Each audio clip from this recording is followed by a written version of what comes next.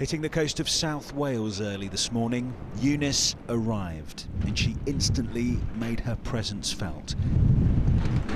The pier at Porthcawl, among the first structures to be battered across Britain.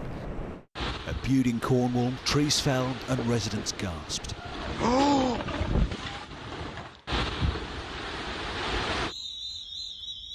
And just take a look at London's O2 Arena. On one of the windiest days of this millennium, the roof of the dome built to usher it in, now in tatters. In the southwest of England, as that rare red warning came into force, flood defences were challenged as the winds became more ferocious. Well, storms of 90 miles an hour were predicted for today, and unquestionably this is the strongest it's been so far today. This part of Gloucestershire, right next to the River Severn, currently being beasted by Storm Eunice. In the village of Epney, they heeded the advice to take precautions. And at lunchtime today, it seemed catastrophe had been averted. I mean, it could have gone a lot worse, obviously, and you never know. Mother Nature's a fickle lady, isn't she?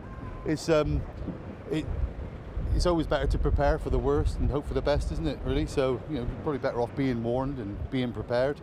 In Kent, the surging storms had the power to do this.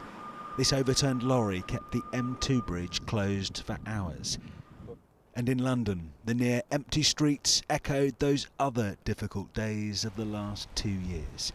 In the last few hours, the fire service declared a major incident in response to the sheer number of calls. Between around 10:30 and 1300 today, we had more than 550 calls to our control centre, which is actually more than we would normally receive in an entire 24-hour period. The reason we declared a major incident is due to the amount of calls that we were receiving and the amount of resources we were deploying. A day of disruption where hitherto immovable objects met an unstoppable force called Eunice. And at Wells in Somerset, records and spires were broken. The weirdest of events, the weirdest of weather. Let's go back to Julian Druker now, though. He is still in Gloucestershire in Sharpness, Alan Jenkins is in Stranraer, and Simon Vigar is in Colshot in Hampshire. Let's start with you, though, Julian. Julian, you've been in Gloucestershire all day. How are things there now? CL, it's really been a storm of two halves. Almost quite calm this morning, then by lunchtime it had really built where you saw the report we filmed earlier. This afternoon's been quite calm, even quite sunny, and then in the last half hour or so, really ferocious. That landlord we spoke to said that he felt at lunchtime they were over the worst.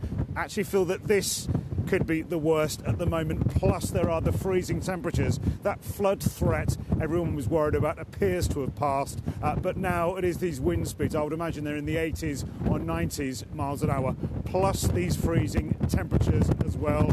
Eunice really is not done yet.